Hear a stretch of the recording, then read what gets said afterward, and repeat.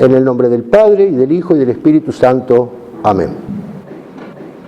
Oración expiatoria al Sagrado Corazón de Jesús del Papa Pío XI. Dulcísimo Jesús, cuya caridad derramada sobre los hombres se paga tan ingratamente con el olvido, el desdén y el desprecio. Míranos aquí postrados ante tu altar. Queremos reparar con especiales manifestaciones de honor tan indigna frialdad y las injurias con que en todas partes es herido por los hombres tu amoroso corazón. Recordando, sin embargo, que también nosotros nos hemos manchado tantas veces con el mal, y sintiendo ahora vivísimo dolor, imploramos ante todo tu misericordia para nosotros, dispuestos a reparar con voluntaria expiación no solo los pecados que cometimos nosotros mismos, sino también los de aquellos que, perdidos y alejados del camino de la salvación, rehúsan seguirte como pastor y guía, obstinándose en su infidelidad, y han sacudido el yugo suavísimo de tu ley, pisoteando las promesas del bautismo.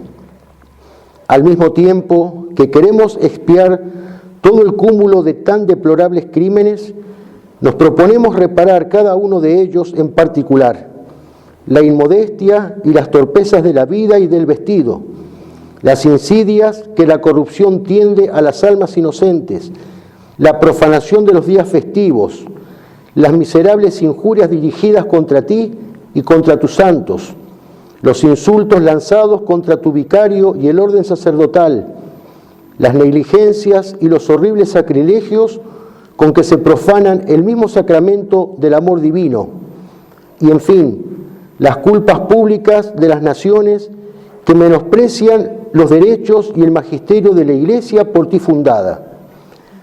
Ojalá que podamos nosotros lavar con nuestra sangre estos crímenes. Entre tanto, como reparación del honor divino conculcado, te ofrecemos, acompañándola con las expiaciones de tu Madre la Virgen y de todos los santos y de los fieles piadosos, aquella satisfacción que tú mismo ofreciste un día en la cruz al Padre y que renuevas todos los días en los altares. Te prometemos con todo el corazón compensar en cuanto esté de nuestra parte y con el auxilio de tu gracia los pecados cometidos por nosotros y por los demás, la indiferencia a tan grande amor, con la firmeza de la fe, la inocencia de la vida, la observancia perfecta de la ley evangélica, especialmente de la caridad, e impedir además con todas nuestras fuerzas las injurias contra ti y atraer a cuantos podamos a tu seguimiento. Acepta, te rogamos, benignísimo Jesús, por intercesión de la bienaventurada Virgen María Reparadora, el voluntario ofrecimiento de expiación y con el gran don de la perseverancia, consérvanos fidelísimos hasta la muerte en el culto y servicio a ti, para que lleguemos todos un día a la patria donde tú, con el Padre y con el Espíritu Santo, vives y reinas por los siglos de los siglos. Amén. Sagrado Corazón de Jesús, en el nombre del Padre, y del Hijo, y del Espíritu Santo. Amén.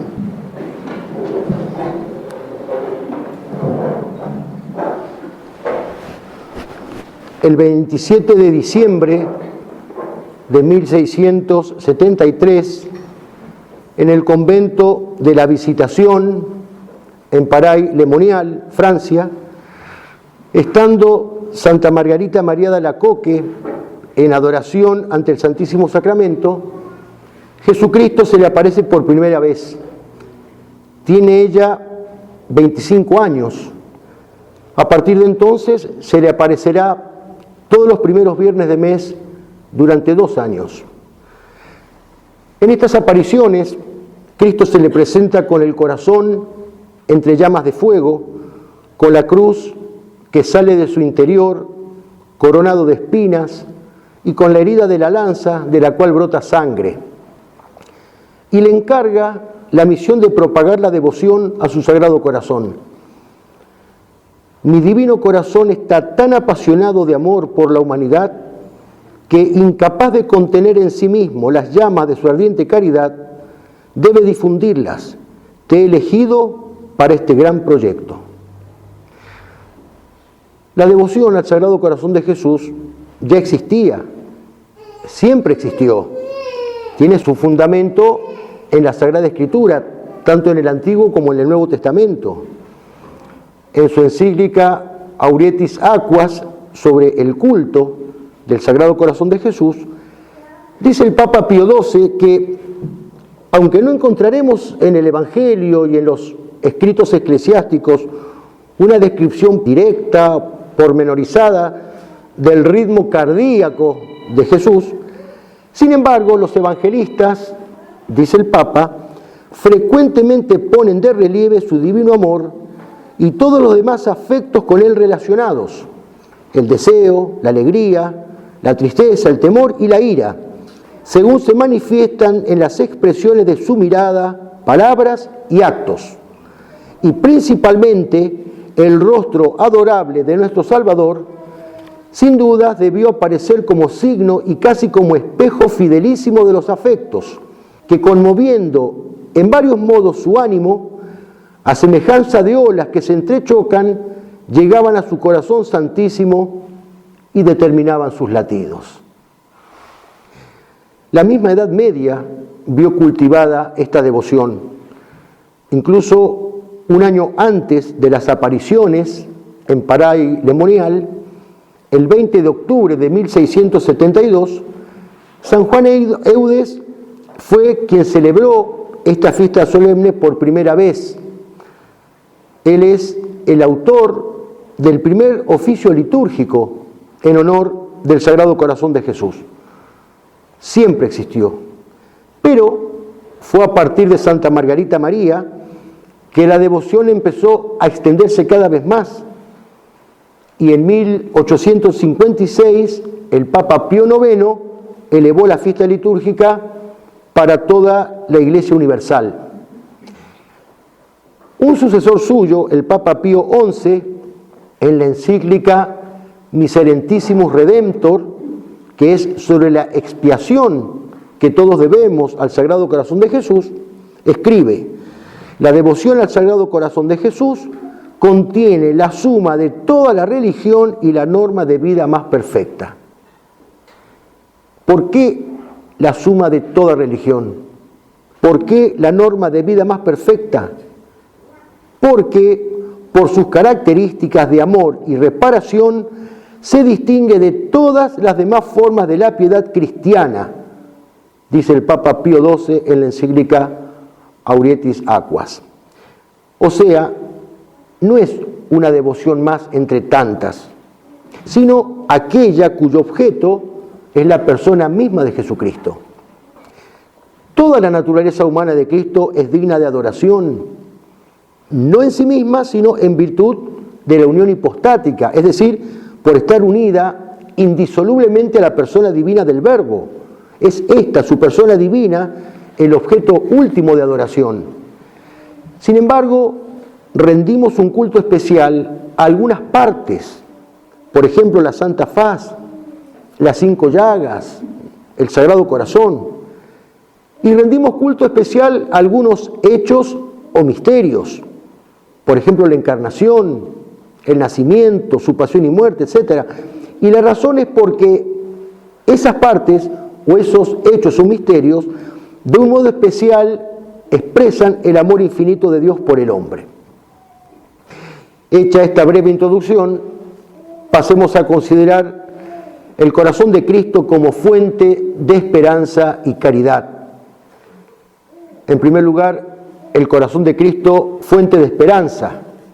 Esperanza que se apoya en la encarnación y en la redención, en virtud de lo cual Dios empezó a tener un corazón humanamente divino y divinamente humano, como dice San Juan Eudes, corazón que murió para que nosotros vivamos. Ya muerto en la cruz, dice San Juan, que lo estaba viendo, que uno de los soldados lo abrió con su lanza y al instante brotó sangre y agua.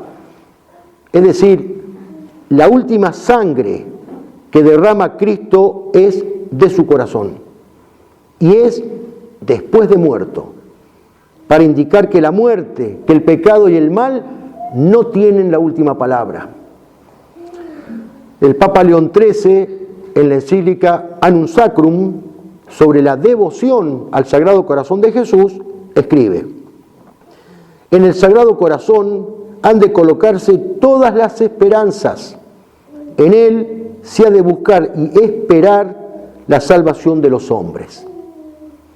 Y Pío XI, en la encíclica Quas Primas, que es sobre la realeza de Cristo, dice: la festividad del Sacratísimo Corazón de Jesús fue instituida cuando las almas, debilitadas y abatidas por la triste y helada severidad de los jansenistas, se habían enfriado y alejado del amor de Dios y de la confianza de su eterna salvación. Por eso decimos que la devoción al Sagrado Corazón de Jesús garantiza nuestra esperanza mientras dure el exilio, nuestra perseverancia en la lucha, nuestra fortaleza para estar siempre de pie y para levantarnos cuando caemos. San Claudio de la Colombière, que fue el director espiritual de Santa Margarita María de Alacoque, le decía al Señor: yo mismo puedo perder tu gracia por el pecado, pero no perderé mi esperanza. De manera que ni siquiera nuestras miserias y pecados han de hacernos perder la esperanza sobrenatural. Al contrario, nuestras miserias son el objeto de la misericordia de Dios. Su misericordia no brillaría sin nuestras miserias. Son su trono, como decía San Francisco de Sales. Decía este santo obispo y doctor de la Iglesia que hay que sufrir muchas imperfecciones para llegar a la perfección. Y nos estimula a confiar en el corazón de Cristo, dice él, tan condescendiente, tan amante de las pobres criaturas, con tal que reconozcan sus miserias. Podemos pensar en el apóstol Tomás. Gracias a la miseria de su incredulidad, le fue dado introducir su mano en el costado abierto de Cristo resucitado y pudo allí palpar los latidos de su corazón. Por pecadores que seamos, no hay razón para desesperar. Como aquel poeta que cuenta que llevaba una vida desordenada, de pecado, y que cierta vez entró a una iglesia y cuando lo vio a Cristo en la cruz, se dio cuenta que él era culpable de la pasión de Cristo. Y entonces se iba de la iglesia. Cuenta él sin decirle nada, se iba desanimado, angustiado, desesperado. Pero antes de irse definitivamente, cuando llegó a la puerta, se dio vuelta y lo miró por última vez, pero dirigió su mirada concretamente hacia el costado abierto de Cristo en la cruz. Y recién allí, dice él, sintió que su alma estaba en paz. Con dolor, sí, pero con dolor sereno, con contrición esperanzada, con ánimo de hablarle en confianza. De su piedad entré en el templo un día, donde Cristo en la cruz resplandecía con el perdón que quien le mira alcanza. Y aunque la fe, el amor y la esperanza a la lengua pusieron osadía, acordéme que fue por culpa mía y quisiera de mí tomar venganza. Y me volvía sin decirle nada, y como vi la llaga del costado, paróse el alma en lágrimas bañadas. Hablé, lloré y entré por aquel lado, porque no tiene Dios puerta cerrada al corazón contrito y humillado. Lope de Vega. Cuando nos asalte la tentación del desaliento, del derrumbe, del desánimo, cuando todo se nos vuelva oscuridad y desolación, el corazón de Cristo es nuestra esperanza. Y es la esperanza de la Iglesia y de la patria, ambas crucificadas. Lo decíamos recién, no prevalecerá el mal, no prevalecerá la impostura religiosa. Los enemigos de Dios y de la patria no tienen la última palabra. El Sagrado Corazón se lo prometió a Santa Margarita María: reinaré a pesar de mis enemigos y de todos cuantos pretendan oponérseme. Corazón de Cristo, fuente de esperanza. En segundo lugar, el corazón de Cristo, fuente de caridad. Dice León XIII en la Annum Sacrum: En el Sagrado Corazón se encierra el símbolo y la expresión de la infinita caridad de Cristo. Amor del corazón de Cristo, cuyas delicias están en habitar con los hijos de los hombres, como dice el libro de los Proverbios. Corazón de Cristo en el seno purísimo de la Virgen, a lo largo de 9 meses, durante los cuales ya está pensando en los hombres que ha venido a salvar. Corazón de Cristo que lo vemos en Belén, atrayendo hacia Él a los pastores y a los magos. Corazón de Cristo que a lo largo de los 30 años de su vida oculta en Nazaret nos dejó ejemplo de coloquio íntimo con el Padre. Corazón de Cristo que lo vemos conmovido por la fe de los sencillos, que lo vemos con los niños, con los enfermos, con los pecadores a su alrededor, pero también encolerizado por la hipocresía de los fariseos y hasta con un látigo en su mano. En el Apocalipsis dice San Juan que sus ojos son llama de fuego. Así lo vio, enojado, indignado. Indignación que se reflejaba, repito la cita de Pío XII, en su mirada, en su rostro adorable, y que llegaba a su corazón santísimo aumentando sus latidos. Santa ira que también es fruto de su amor. Corazón de Cristo que lo vemos enseñando, consolando, haciendo milagros, ninguno de los cuales en beneficio propio. Que lo vemos el Jueves Santo quedándose en la Eucaristía y dejándonos el sacerdocio. Que lo vemos abatido por la tristeza, llorando por su patria y sudando sangre en Getsemaní. Que lo contemplamos en la cruz, abandonado por todos, aún por el Padre, y que lo vemos morir de un infarto masivo. Solo entonces, dice Pío XII en la Aurietis Aquas, solo entonces su corazón se paró y dejó de latir, y su amor sensible permaneció como en suspenso, hasta que triunfando de la muerte, se levantó del sepulcro. Corazón de Cristo muerto, que lo vemos traspasado por la lanza.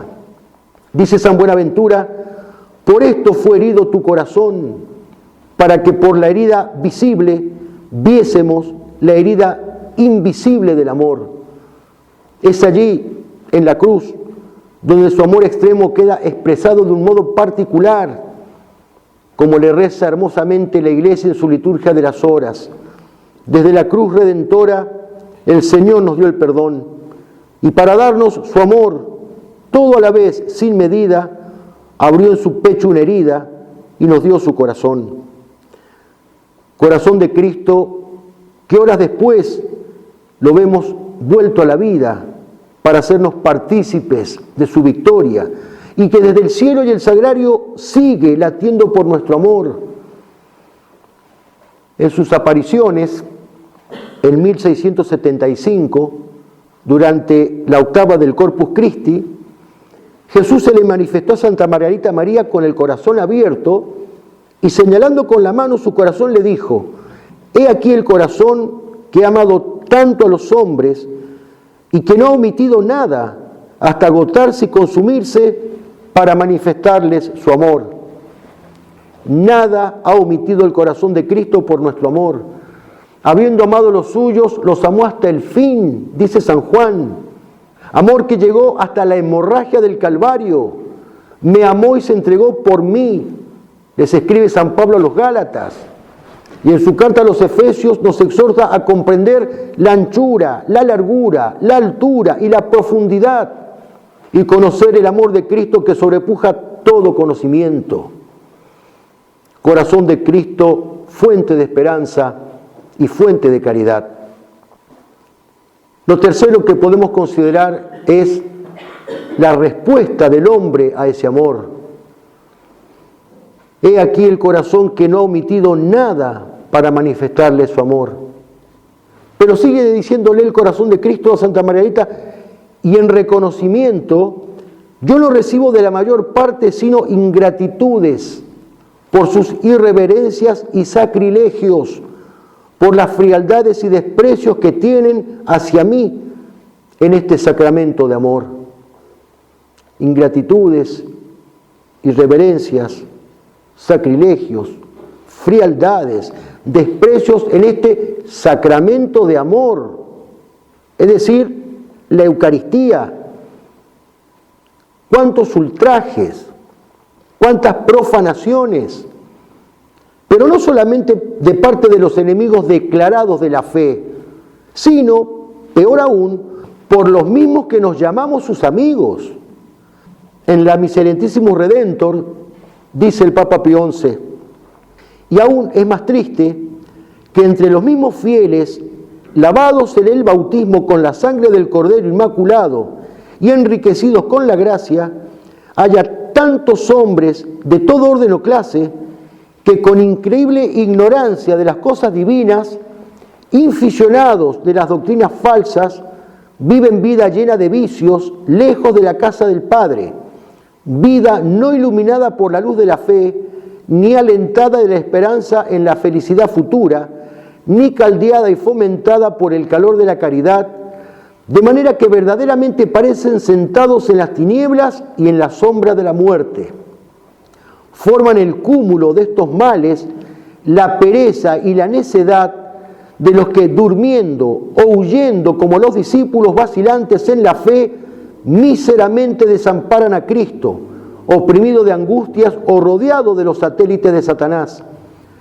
No menos que la perfidia de los que a imitación del traidor Judas, o temeraria o sacrílegamente comulgan o se pasan a los campamentos enemigos. Y así, aún involuntariamente, se ofrece la idea de que se acercan los tiempos vaticinados por nuestro Señor, porque abundó la iniquidad, se enfrió la caridad de muchos.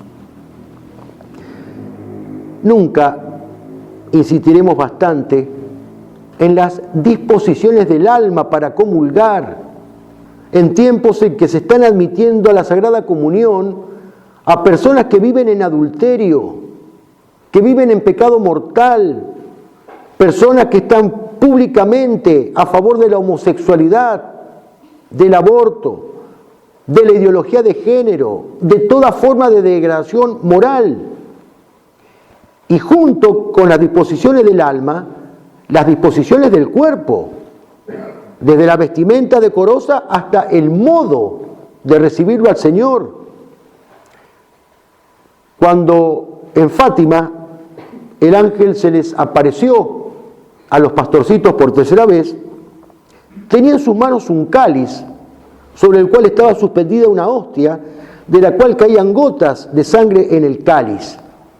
Dejando el cáliz y la hostia suspendidos en el aire, se postró en tierra el ángel y repitió 3 veces esta oración: Santísima Trinidad, Padre, Hijo y Espíritu Santo, te adoro profundamente y te ofrezco el preciosísimo cuerpo, sangre, alma y divinidad de nuestro Señor Jesucristo, presente en todos los sagrarios del mundo, en reparación por los ultrajes, sacrilegios e indiferencias con que Él mismo es ofendido, y por los méritos infinitos de su Sagrado Corazón y del Corazón Inmaculado de María, te pido la conversión de los pobres pecadores. El ángel les dio la comunión a los 3, la hostia a Lucía y la sangre a Jacinta y a Francisco, diciendo al mismo tiempo: tomad el cuerpo y bebed la sangre de Jesucristo, horriblemente ultrajado por los hombres ingratos. Reparad sus crímenes y consolad a vuestro Dios. El ángel se postró en tierra. Pensemos que en algunas diócesis se hostiga y hasta se persigue tanto a los sacerdotes que dan la comunión de rodillas y en la boca, como a los fieles que quieren comulgar de esa manera tan digna y reverente. Sigue diciendo el Sagrado Corazón a Santa Margarita: pero lo que me es más sensible todavía es que sean corazones que me están consagrados los que así me traten. Es un llamado de atención y un examen de conciencia para nosotros, los sacerdotes. ¿Cómo es nuestra relación personal con Jesús sacramentado? ¿Cómo celebramos diariamente la misa? El 7 de abril de 1913, San Pío de Pietrelcina le escribió una carta a su director espiritual en la que le cuenta una escalofriante visión que tuvo. Le escribe el Padre Pío: en la mañana del viernes me encontraba todavía en el lecho cuando se me apareció Jesús. Se hallaba agonizando y desfigurado, y me mostró una gran multitud de sacerdotes, religiosos y seculares, entre los cuales se hallaban varios dignatarios de la Iglesia. Entre ellos, algunos estaban celebrando la Santa Misa, otros eran indiferentes y otros se estaban despojando de sus vestiduras sagradas. La contemplación de Jesús, así angustiado, me causó mucha pena, por lo que quise preguntarle el motivo de tanto sufrimiento. No tuve ninguna respuesta, pero él miraba a aquellos sacerdotes hasta que, como cansado de hacerlo, retiró la vista y con gran espanto mío pude notar que 2 lágrimas emanaron de su santo rostro. Se alejó de aquellos sacerdotes con expresión de gran disgusto y desprecio, llamándolos carniceros. Y vuelto hacia mí me dijo: hijo mío, no creas que mi agonía ha sido de 3 horas. No, realmente yo estaré en agonía hasta el fin del mundo, debido a las almas que yo amo. Durante el tiempo de la agonía, hijo mío, nadie puede dormir. Mi alma va buscando algunas gotas de piedad humana, pero ellos me dejan solo bajo el peso de la indiferencia. La ingratitud de mis ministros hace más severa mi agonía. Ellos responden mal a mi amor. ¿Cuántos carniceros en la iglesia de hoy? ¿Cuántos que despedazan el corazón de Cristo Jesús? ¿Cuántas almas insensibles a su amor infinito? En el siglo XIII, San Francisco de Asís gritaba por los campos de Umbría, en la Italia central: el amor no es amado, el amor no es amado. Tengo sed, fueron una de las últimas palabras de Cristo antes de morir. Y cuando Cristo dijo tengo sed, los hombres le dieron hiel y vinagre. Lo cuarto que podemos considerar es nuestra respuesta. Tengo sed. El corazón de Cristo muere como un mendigo, mendigando nuestro amor, sediento de nuestro amor. Se pregunta San Bernardo, ¿para qué ama a Dios sino para ser amado? Y en su libro de la vida escribe Santa Teresa de Jesús: cuantas veces pensemos en Jesucristo, acordémonos del amor que nos tiene al colmarnos de beneficios, pues el amor pide correspondencia de amor. ¿Quién nos separará del amor de Cristo? Escribe San Pablo en su carta a los Romanos. La tribulación, la angustia, la persecución, el hambre, la desnudez, el peligro, la espada. Ni la muerte, ni la vida, ni los ángeles, ni los principados, ni lo presente, ni lo futuro, ni las potestades, ni la altura, ni la profundidad, ni ninguna otra criatura podrá separarnos del amor de Dios que está en Cristo Jesús, nuestro Señor.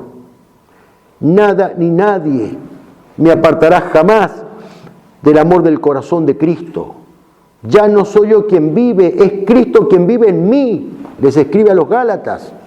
No soy yo, no es mi corazón, es el corazón de Cristo el que palpita de amor por mí, el que ama por mí. Aquí está encerrado el secreto de la verdadera santidad. Tenemos que aprender a simplificar nuestra vida espiritual. A veces creemos que consiste en una sucesión de actos de virtud, de piedad, de penitencia, de oraciones. La santidad se resume en el axioma de San Agustín: ama y haz lo que quieras, porque solo harás lo que el amor, Dios, te dicte. In Cristo Jesu, en Cristo Jesús, es la fórmula que domina la perspectiva del Nuevo Testamento. San Pablo y San Juan no se cansan de repetirla: in Cristo Jesús, en ese corazón de Cristo en el que están encerrados todos los tesoros de la sabiduría y de la ciencia, como escribe el apóstol en su carta a los Colosenses, en ese corazón que es refugio y estandarte para los que luchan. Así lo han entendido y así lo han vivido los santos, todos ellos, desde los silentes contemplativos hasta los más esforzados combatientes. Las páginas más gloriosas de la historia de la Iglesia han sido escritas con sangre de mártires y sangre de guerreros, de aquellos que precisamente en nombre del corazón de Cristo se alzaron en armas para defender los derechos de Dios, como los vandeanos, aquellos campesinos franceses que de cara al martirio o empuñando sus armas mezclaron su sangre con la de Jesucristo, o los cristeros, campesinos también, que en México iban al campo de combate con un escudo al pecho que decía: detente bala, el Sagrado Corazón de Jesús está conmigo. Y mientras enarbolaban el estandarte del corazón de Cristo, entre el silbido de las balas y el estruendo de los cañones, cantaban: corazón santo, tú reinarás, tú nuestro encanto siempre serás. No puedo dejar de emocionarme cada vez que en la misa entonamos ese canto. Tú nuestro encanto siempre serás. Pero para que ese corazón santo sea de verdad nuestro encanto, para que el corazón de Cristo sea el inspirador de todas nuestras obras, para que reine de verdad en la sociedad de la que ha sido expulsado, debe primero reinar en nuestras almas. Y para eso, nuestra piedad debe basarse en el acercamiento a su corazón eucarístico, en la intimidad del sagrario. Nadie ama lo que no conoce. Es imposible amar el corazón de Cristo si no lo conocemos. Y es imposible conocerlo si nos limitamos a verlo en imágenes y estampas, en general híbridas, dulzonas, afeminadas, como aquella que describe el padre Castellani. Era una de esas imágenes suavemente persuasivas de que el poderoso fundador del cristianismo era un soncito triste de cabellos rubios. Cuando el profeta Isaías vio en el corazón del futuro Mesías un cordero junto a un león, es imposible conocerlo y contemplarlo si no lo descubrimos en las páginas del Evangelio, en perfecta armonía entre la divinidad y la hombría, la humildad y la fortaleza, la mansedumbre y la santa ira, la santidad y el heroísmo. El auténtico conocimiento de Dios solo es posible por la oración humilde y contemplativa y por una visión íntegra, no sesgada, del corazón de Cristo. Y de ese conocimiento brota el amor. El amor no se improvisa. El amor no surge por generación espontánea. En la Suma Teológica dice Santo Tomás: el amor no nace súbitamente, sino mediante cierta asidua consideración de la cosa amada. El amor proviene de cierto continuo trato. Y para que ese amor no quede en el terreno de lo abstracto, el apóstol San Juan nos advierte: hijitos míos, no amemos de palabra ni de boca, sino con obras y según la verdad. El amor verdadero se manifiesta en las obras. Por eso el apostolado no es algo optativo. El apostolado es una obligación de un bautizado. El apostolado es un deber. Apostolado que comienza con la oración y la contemplación, pero que no se agota allí. De lo contrario, mi amistad con Dios es ficticia, o al menos incompleta. Santo Tomás enseña que el apostolado es entregar a los demás lo que previamente se ha contemplado. Contemplarlo es lo primero, ciertamente, pero después hay que entregarlo a los demás. Es significativo que el Papa Pío XI, que en mayo de 1928 escribe la Miserentissimus Redentor, que es sobre el corazón de Jesús, menos de 3 años antes, en diciembre de 1925, escribió la Quas Primas, que es la encíclica sobre Cristo Rey. Por eso es que ambas devociones están íntimamente ligadas. Cuando el corazón de Cristo se le aparece a Santa Margarita, le habla de su reinado. No existe devoción verdadera al Sagrado Corazón de Jesús sin esta referencia a su realeza.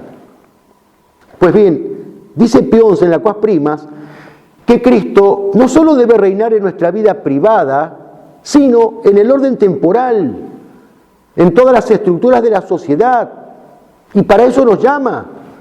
Quiere contar con nosotros para ser reconocido en la sociedad públicamente.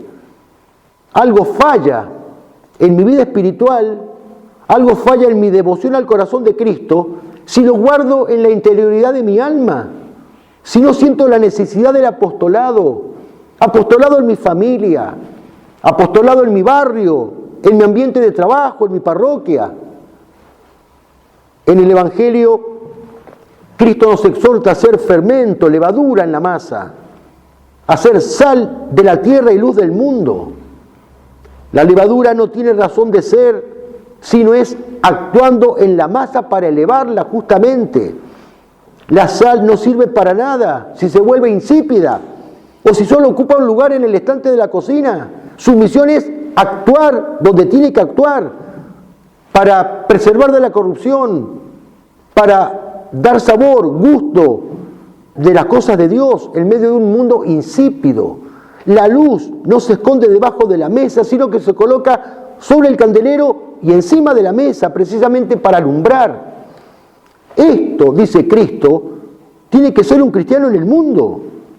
El pensar que el corazón de Cristo Rey ha sido expulsado del orden social, que es un extraño para el hombre moderno, el pensar que hay gente que no conoce a Dios o que no lo ama, me debe convertir en un divino impaciente, como San Francisco Javier. Nos preguntábamos, ¿cuál ha de ser nuestra respuesta? Amor y apostolado. Y junto con el apostolado, elementos esenciales de esta devoción son la consagración y la reparación o expiación. La consagración, al igual que el apostolado, brota del amor. Consagración al corazón de Cristo, que significa entregarnos totalmente a Él, hacer todo por Él, con Él y en Él, como decimos en la misa. Escribe San Pablo en su carta primera a los Corintios: ya comáis, ya bebáis, ya hagáis cualquier otra cosa, hacedlo todo para gloria de Dios. Todo lo hago por amor al corazón de Cristo, decía nuestro santo cura Brochero. Todo para gloria de Dios, todo por amor al corazón de Cristo. Desde lo más grande y visible hasta lo más pequeño y oculto. Desde la organización de un apostolado masivo hasta el encendido de una hornalla.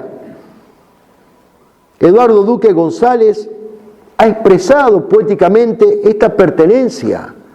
Haznos en tu corazón arder de un modo tan pleno que nos hagamos tan tuyos que dejemos de ser nuestros.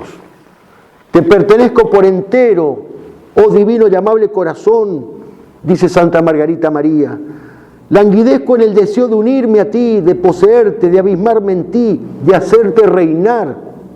Deliro por despojarme de esta miserable vida para gloria de tu corazón. En él he hecho mi morada para siempre. Consagrarse al corazón de Cristo significa tener sus mismos sentimientos, como escribe San Pablo en su carta a los Filipenses, lo cual implica que ante cierta situación, si el corazón de Cristo siente gozo y alegría, yo he de sentir gozo y alegría, aunque en lo personal me vaya mal. Si ante determinada situación el corazón de Cristo siente tristeza, yo he de tener tristeza, aunque en lo personal me vaya bien. Si ante determinada situación el corazón de Cristo siente bronca y santa ira, pues yo he de embroncarme y de encolerizarme junto a Él. Eso es tener sus mismos sentimientos y consagrarse a Él. Consagración personal y familiar. Es el sentido y la importancia que tiene la entronización del Sagrado Corazón, que es la proclamación de la reyesía del corazón de Cristo en una familia cristiana. Hay familias que ya la han hecho, otras se están preparando para hacerla. Gesto de amor y devoción que no quedará sin recompensa, como se lo prometió el Sagrado Corazón a Santa Margarita. Bendeciré las casas en que la imagen de mi corazón esté expuesta y venerada. Dice el Papa Pío XII, lo que especialmente deseamos es que las familias cristianas se consagren al corazón de Jesús, de manera que colocada la imagen en el sitio principal de la casa, como en su trono, aparezca que Cristo reina de verdad en el hogar. Y junto con la consagración señalábamos como elemento esencial la reparación o expiación. Así como la consagración brota del amor, también del amor brota la reparación. Reparamos por amor al corazón de Cristo. Y reparamos también en justicia. Dice Pío XI, en cuanto a la expiación de la ofensa hecha a Dios por nuestras culpas y en cuanto a la reintegración del orden violado. Si por la consagración nos unimos al corazón de Cristo, por la expiación esta unión se inicia, se perfecciona y se consuma. Dice Pío XI, se inicia borrando las culpas, se perfecciona participando de sus padecimientos y se consuma ofreciendo sacrificios por los hermanos, hasta sentir encendidos en amor a Cristo apenado, el ansia ardiente de expiar nuestras culpas y las de los demás. Una queja amorosa a sus amigos brota del corazón de Cristo por boca del salmista. Los oprobios me han quebrantado el corazón y desfallezco. Esperé que alguien se compadeciera de mí y no lo hubo, que alguien me consolara, pero no lo encontré. ¿Cómo es posible? Este divino lamento nos interpela. Es una estocada al corazón para movernos a amar por los que no aman, rezar por los que no rezan, hacer penitencia por un mundo impenitente, llorar y sufrir por los que ríen y gozan de espaldas a Dios. Es el consuelo que el corazón de Cristo espera de nosotros. Reparad sus crímenes y consolad a vuestro Dios. ¿Pero acaso sufre el corazón de Jesús? ¿No sabemos por la fe que ascendió al cielo, que está a la diestra del Padre y que está glorioso y por lo tanto impasible? O sea, no puede padecer, no puede sufrir. En la Miserentísimo Redentor que venimos citando, que es una encíclica justamente sobre la expiación, dice Pío XI, ¿cómo podrán estos actos de reparación consolar a Cristo que dichosamente reina en los cielos? Respondemos con palabras de San Agustín, dame un corazón que ame y sentirá lo que digo. Un alma de veras amante de Dios, si mira el tiempo pasado, ve a Jesucristo trabajando, doliente, sufriendo durísimas penas por nosotros los hombres y por nuestra salvación. Tristeza, angustias, oprobios, quebrantado por nuestras culpas y sanándonos con sus llagas. De todo lo cual, tanto más hondamente se penetran las almas piadosas, cuanto más claro ven que los pecados de los hombres en cualquier tiempo cometidos fueron causa de que el Hijo de Dios se entregase a la muerte. Y aún ahora, esta misma muerte, con sus mismos dolores y tristezas, de nuevo le infieren, ya que cada pecado renueva a su modo la pasión del Señor, conforme a lo del apóstol. Nuevamente crucifican al Hijo de Dios y le exponen a la ignominia pública. Que si a causa también de nuestros pecados futuros, pero previstos, el alma de Cristo Jesús estuvo triste hasta la muerte, sin duda algún consuelo recibiría de nuestra reparación también futura, pero prevista, cuando el ángel del cielo se le apareció para consolar su corazón, oprimido de tristeza y angustias. Así, aún podemos y debemos consolar aquel corazón sacratísimo, incesantemente ofendido por los pecados y la ingratitud de los hombres. Dice San Agustín, Cristo padeció cuanto debió padecer, nada falta a la medida de su pasión, completa está la pasión, pero en la cabeza. Faltaban las pasiones de Cristo en el cuerpo. Con razón, pues, Jesucristo, que todavía en su cuerpo místico padece, desea tenernos por socios en la expiación. Esperanza y amor, amor y apostolado, apostolado y consagración, consagración y expiación.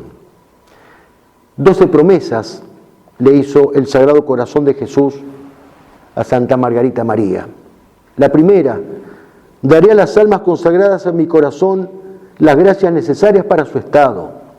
La segunda: daré paz a sus familias. La tercera: las consolaré en todas sus aflicciones.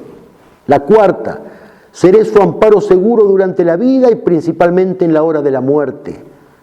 Quinta: derramaré abundantes bendiciones sobre todas sus empresas. Sexta: los pecadores encontrarán en mi corazón la fuente y el océano infinito de la misericordia.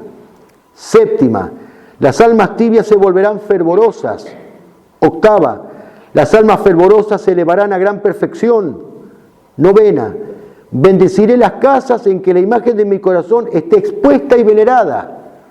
Décima: daré a los sacerdotes la gracia de remover los corazones insensibles. 11: las personas que propaguen esta devoción tendrán su nombre escrito en mi corazón y nunca será borrado de él. 12: conocida como la gran promesa: a todos los que comulguen los 9 primeros viernes de mes, prometo, en la excesiva misericordia de mi Sagrado Corazón, que su amor todopoderoso concederá la gracia de la perseverancia final, no muriendo en mi desgracia y sin recibir los sacramentos, siéndoles mi corazón divino, en el último momento, su refugio seguro. Y esta es la conclusión de esta reflexión. Refugio seguro, refugio y escudo, brecha y asalto, sangre y agua, herida y manantial, fuego y espinas, cruz y lanza. Somos adoradores, amantes, imitadores y seguidores de un corazón que fue abierto en la cruz para conquistar los nuestros. La lanzada del soldado fue la última profanación que sufrió el Señor, pero gracias a ella y junto a ella nosotros podemos entrar en su corazón. Meditando en esta transfixión, exclamaba San Buenaventura: dichosa lanza que penetró tan profundamente en el corazón de Cristo.